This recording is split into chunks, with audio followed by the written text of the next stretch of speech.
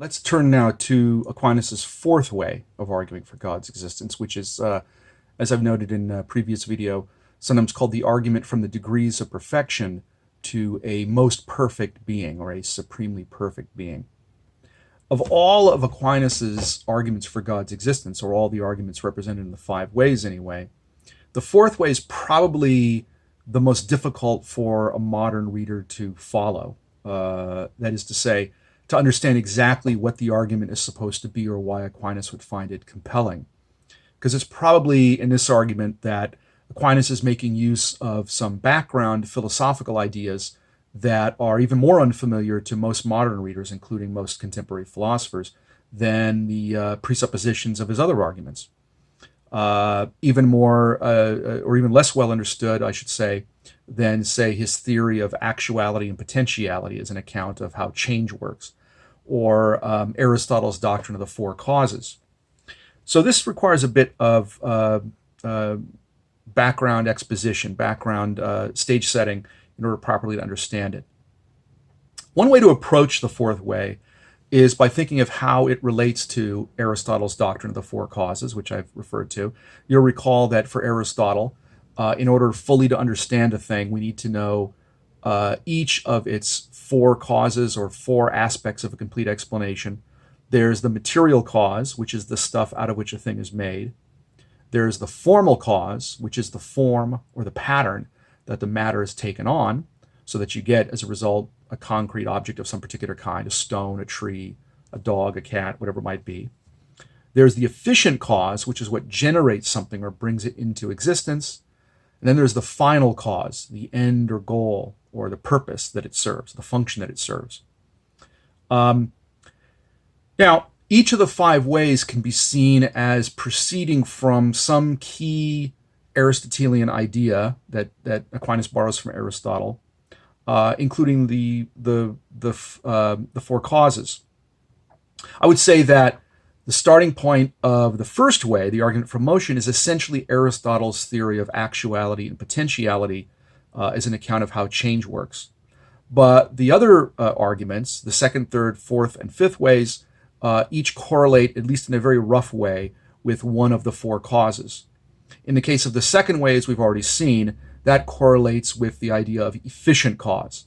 So Aquinas is arguing, he's starting his argument from the fact that we find efficient causes in the world, causes that bring other things into existence, and he argues for a first efficient cause, without which there couldn't be any other causality at all. In the third way, which we looked at in the preceding video, I would suggest that he is making use of the idea of material cause and arguing that there couldn't be matter, there couldn't be a material world, a world of contingent material objects, unless there was something beyond that. But where there, the argument proceeds from the idea of material cause, whereas in the second way it proceeds from the idea of efficient cause. And then in the fifth way, which we'll look at in the next video, Aquinas begins with the idea of final cause or purpose. That leaves formal cause, and that, I would suggest, is what the fourth way focuses on, where the formal cause of a thing is what gives it its nature, and what makes it an individual, particular, existing thing of a certain kind at all, and also gives it whatever degree of goodness that it has. Think of the way that a triangle, for example, by virtue of its form, we might say is more or less good, more or less a good specimen or example of a triangle, the more perfectly it realizes that form or pattern of being a triangle, the more perfectly straight its sides are, for example, the sharper its corners are, and so forth. To the extent that it's a good triangle, meaning a good specimen or example of a triangle, to that extent, it more perfectly has the form or defining pattern of a triangle. And that sort of idea of something being more or less good, depending on how well or badly it is an example of the form that defines the kind of thing it is, that's what's operative here in the fourth way, or so I would suggest. Okay, hopefully that'll become clear, though, as we go through the argument itself. So Aquinas starts out the argument, which again he characterizes as the argument from grades of perfection, or gradation, as he puts it. He notes that some things are more and some things less good, true, noble, and the like. We see different degrees of truth. You might, you read two books, for example, and one of them may contain enormous amounts of error, though it has some truths in it. Another book might have almost all true statements and only a little bit of error. And there might be lots of books that are in between. So that would be an example of a thing that exhibits more or less truth. A human being, but also non-human living things, and indeed, as my example of a moment ago indicates, even inanimate objects can exhibit different degrees of goodness. There are of course the different degrees of moral goodness that human beings might exhibit. But even in the case of the triangle, which is an inanimate object, it can be more or less good in a sense, not in a moral sense. We don't think of triangles as morally good or morally bad, but it can be a more or less good specimen or example of what it is to be a triangle. A triangle drawn slowly and carefully with a ruler is a better triangle, a better specimen, or a perfect example of a triangle than one that's drawn slowly and quickly. That's one that's drawn quickly and sloppily without the use of a ruler, say, so that the sides are kind of wavy and the corners aren't very sharp and so forth. So even in the inanimate world, the world of non-living things, we can see examples of degrees of goodness or badness. And there are even degrees of being or reality, you might say. Now, that might sound like an odd idea. You might think, well, isn't reality kind of like an on-off switch? I mean, you've either got it or you don't. There's no place for degrees there. But we've already seen one example of how Aquinas would make sense of the idea of some things having a higher degree of reality than others. Though this idea doesn't come up explicitly in the fourth way, it will be helpful in illustrating the point. We looked at the distinction between actuality and potentiality. So if you think of an example like, say, I think I gave the example of a banana, which goes from being potentially yellow to being actually yellow when it ripens. We could say that the banana has in it, as a real feature, the potentiality to become yellow, whereas it doesn't have, even as a matter of potentiality, the ability, say, to grow legs and run around or something. Bananas just aren't the kind of things that can do that. So there isn't even the potentiality to do that, to grow legs in a banana, but there is the potentiality to become yellow in a green banana which hasn't yet ripened and so forth. So the potentiality, you might say, is something really in there, even though it's not the same thing as actually being yellow. It's not actual yellowness, but it's not nothing either. There is at least the potentiality to be yellow in the banana that hasn't yet ripened. So potentiality for Aquinas is a kind of reality that's distinct from actuality. Actuality is the fullest degree of reality when the banana is actually yellow. Potentiality is a kind of imperfect or incomplete reality. Again, the kind the banana exhibits when it's still green and not yet yellow. But potentiality is not nothing. So there we have an example of degrees of reality. Actuality has a higher degree of reality than potentiality. Actuality is perfect, complete reality. Potentiality is only sort of reality on the way, as it were, to actuality. Another sort of example, and this one goes back to Plato and Aquinas' fourth way, though Aquinas is a follower of Aristotle, he's also influenced by Plato, and among his 5 ways, it's in the fourth way that perhaps we see most clearly the influence of Plato. Plato gives the example of things like shadows and mirror images, reflections, or reflections in water, for example, as examples of lower degrees of reality.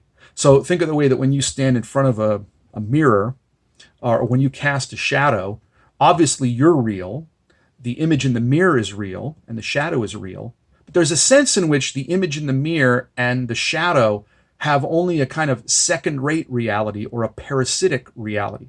Their reality depends on you, who cast the reflection in the mirror or who cast the shadow on the wall or on the ground or something.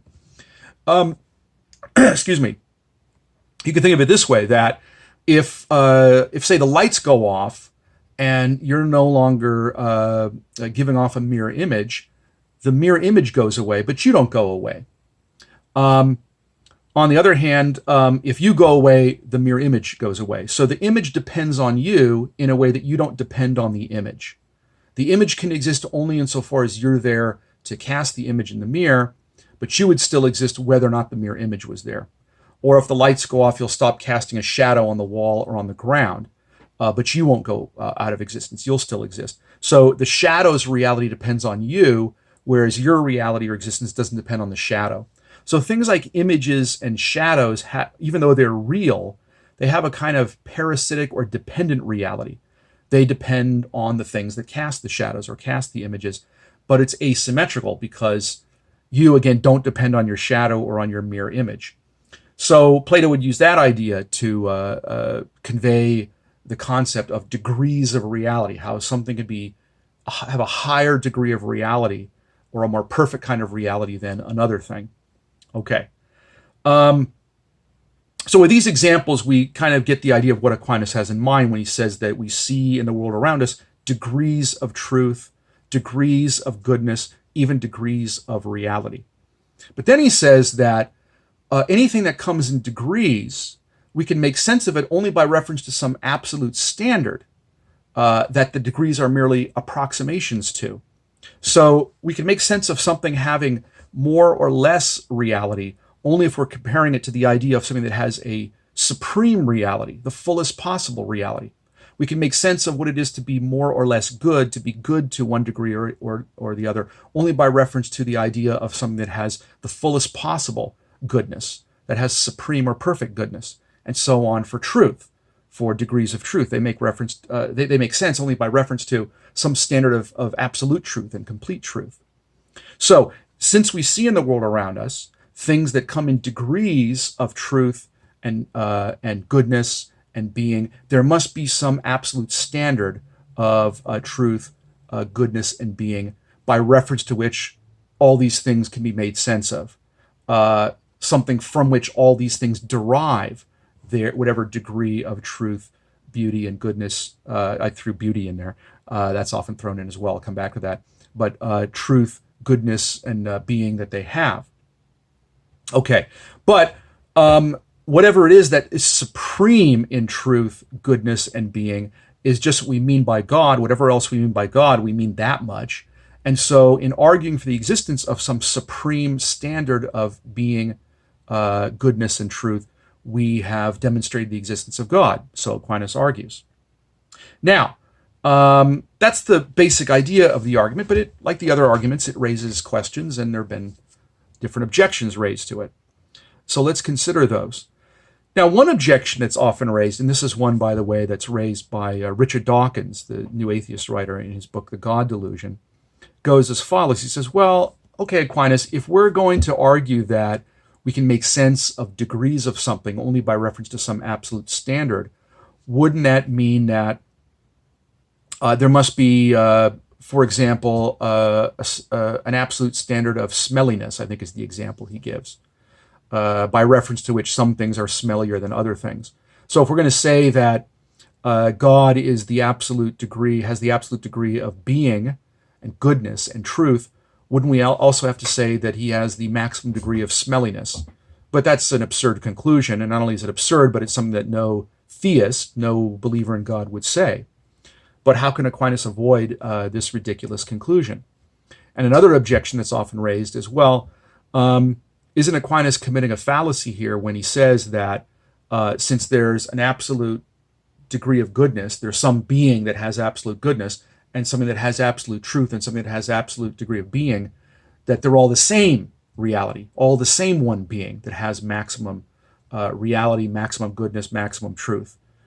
Isn't that a fallacious inference? Where does he get that? How does that follow? Well, both of these objections can be answered together because they both rest on the same misconception or misunderstanding of the fourth way. In particular, they both fail to take account of another crucial background idea that's doing some work here in the fourth way that Aquinas does not spell out in the argument itself, but rather we find elsewhere in his work. And indeed, we find elsewhere in medieval philosophy, the tradition of philosophy that preceded him. Now, the reason Aquinas doesn't bring this up in the fourth way itself is the same reason that he doesn't bring up, say, the theory of actuality and potentiality or the doctrine of the four causes when he gives his first, second, and third ways and the fifth way. And that's because the readers of his day he could take it for granted they would understand where he's coming from. and would read the argument in light of these background concepts. But modern readers often don't have as much familiarity with these background medieval ideas that Aquinas' readers did. And so this is why, once again, to understand the five ways requires some stage setting.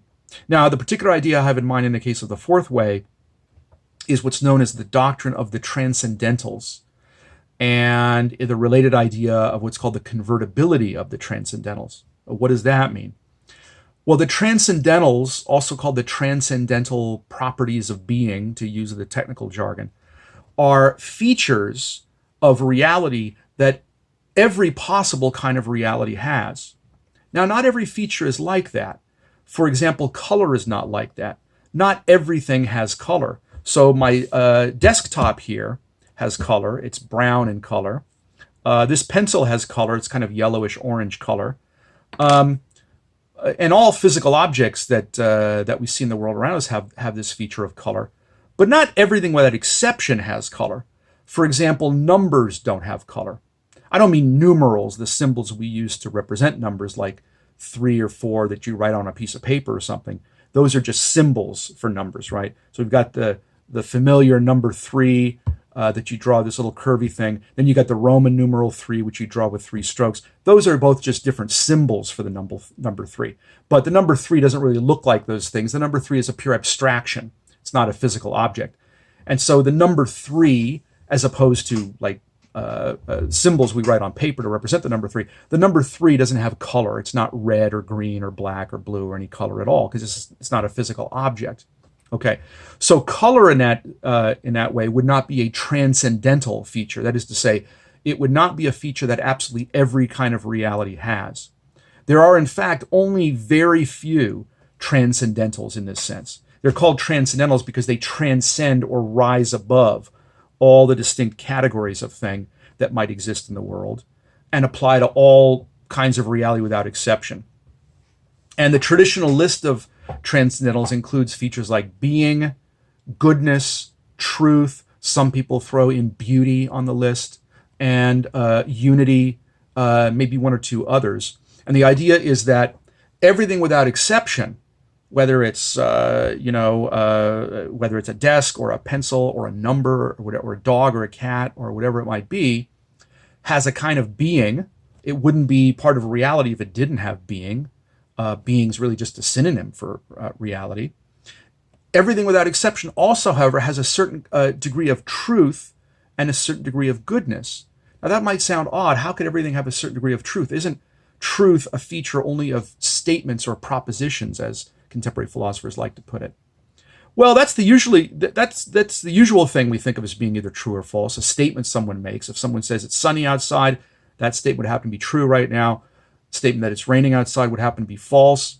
But we don't always use the concept of truth only for statements or propositions. Think of the way that we might describe someone as a true friend, right? Or you might describe a certain mineral as true gold as opposed to fool's gold. In that case, we're using true to mean genuine. And that's the kind of sense of the word true that's used in the doctrine of the transcendentals, when it says that everything that exists without exception exhibits truth. It has a kind of genuineness. Otherwise, it wouldn't be real. It wouldn't be part of reality. Okay, it wouldn't be an existing thing. So in that sense, truth, just like being, is a transcendental. It's a feature that everything without exception has. And even goodness is this way. Now, you might think, well, how can that be? I mean, there are things that are bad and there are people that are bad. So how can we say that goodness is a transcendental feature, namely a feature that absolutely everything has? But when medieval writers like Aquinas say that everything has goodness, they don't mean everything is good in absolutely every respect. And they certainly don't mean that every human being is morally good. Obviously, that's not true. What they mean, though, is this, that everything has a certain measure of goodness in the sense that it has a certain goodness as a specimen or example of the kind of thing that it is. Think again of my triangle example. I mentioned that, you can imagine a triangle that's drawn slowly and carefully with a ruler, and another triangle that's drawn sloppily and carelessly, so that the sides aren't perfectly straight and so forth. So we say that the first triangle has a higher degree of goodness than the second. But notice that the second one has at least some measure of goodness. because it is, after all, a triangle. Maybe the sides aren't perfectly straight, the corners aren't perfectly sharp, but nevertheless, it has, at least in a very rough way, the triangular pattern, the pattern or essence or nature that makes something a triangle in the first place. If it didn't, it wouldn't be a triangle, not even a bad triangle.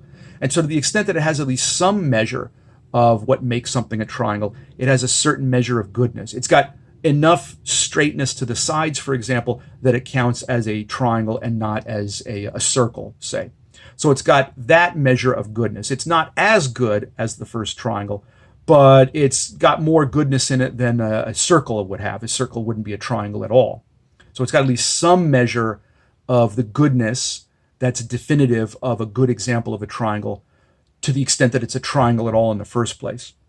So in this way, even goodness, considered very abstractly, and I'm not, again, we're not talking about moral goodness here, we're talking about goodness in a more generic sense. Goodness, too, is a kind of transcendental property. Everything that exists at all exists as a thing of a certain kind: a tree, a triangle, a dog, a cat, a stone.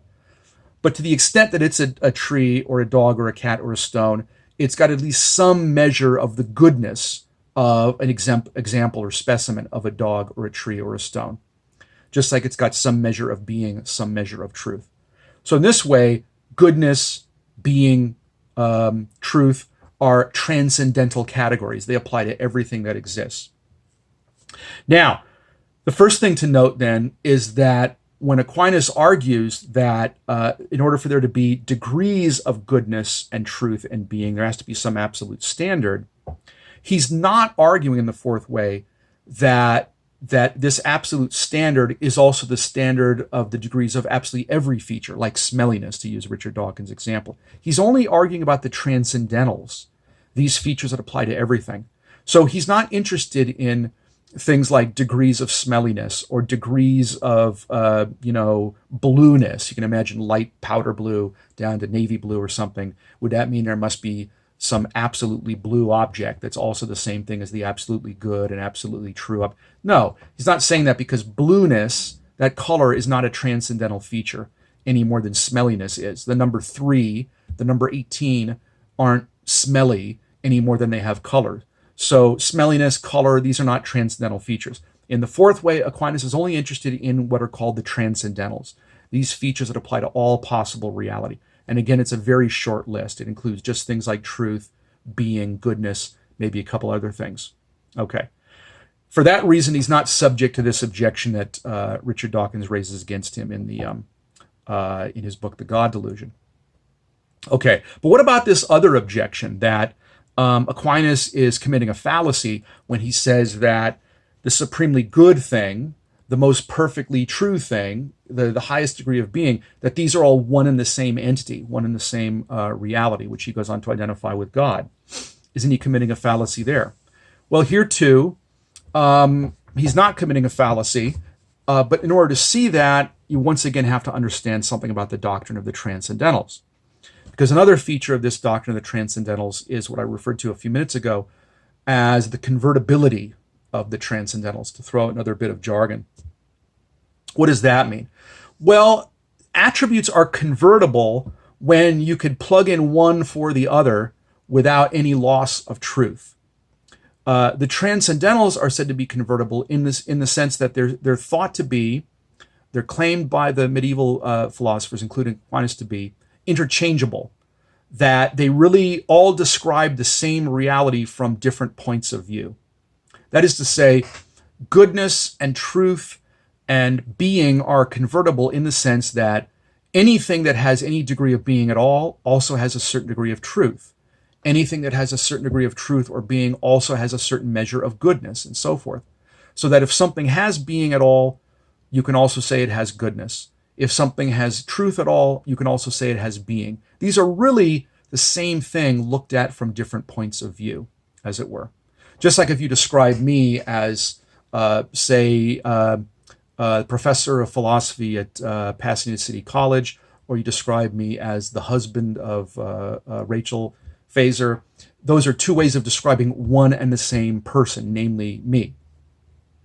Well, in the same way, according to the doctrine of the transcendentals, when we describe something as having being, or as having truth, or as having goodness, we're really describing the same one reality, but just under three different perspectives or three different modes of description.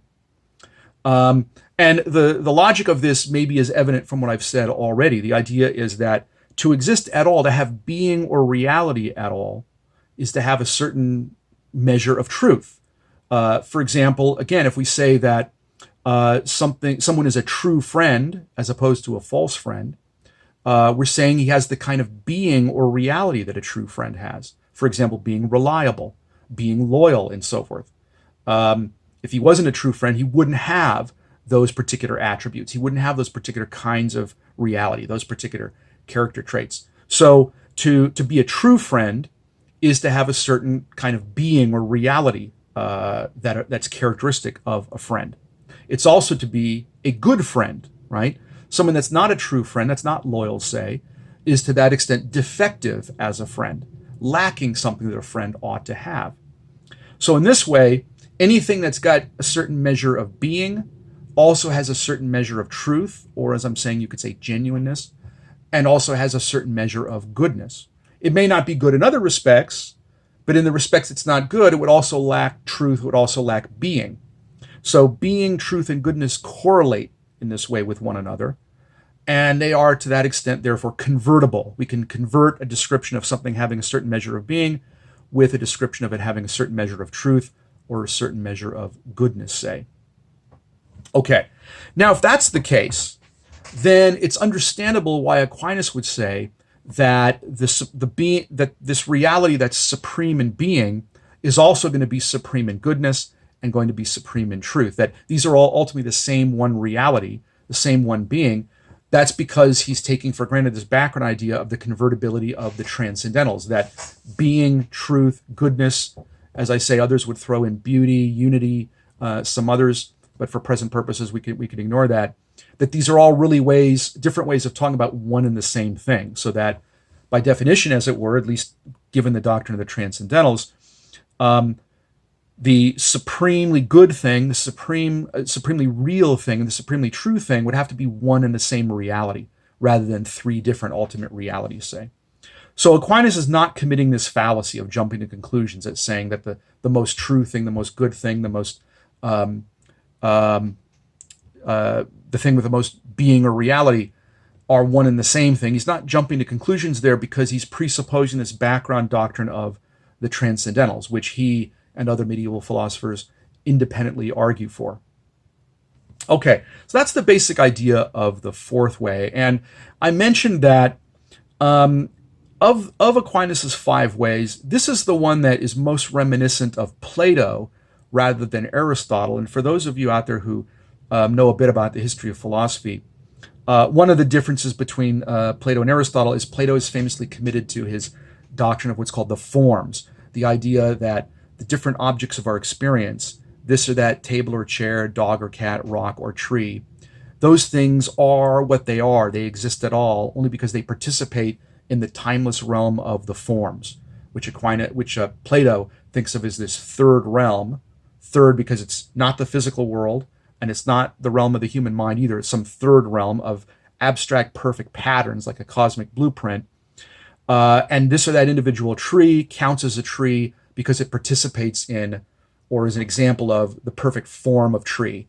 This or that particular triangle exists at all and has whatever degree of perfection it has only because it participates in the form of triangle, and so on. And all of the forms in general are ultimately what they are only because they participate in what Plato calls the form of the good, which is the highest form, the form of forms. And so that's a famous metaphysical idea from Plato that Aristotle rejects.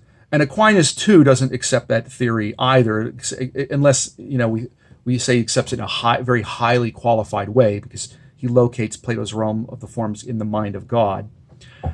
But that's a whole side issue. The point for our purposes here is just that the fourth way is at least somewhat reminiscent of Plato's teaching here, even though it's not exactly the same and couldn't be the same, given that Aquinas really follows Aristotle on this point rather than Plato. But at least in the fourth way, there's kind of a nod to Plato.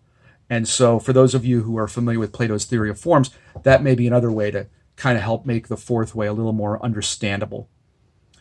All right, so I hope that's useful to you. We've got one final argument to go then, namely the fifth way. And so we'll turn to that in our next video.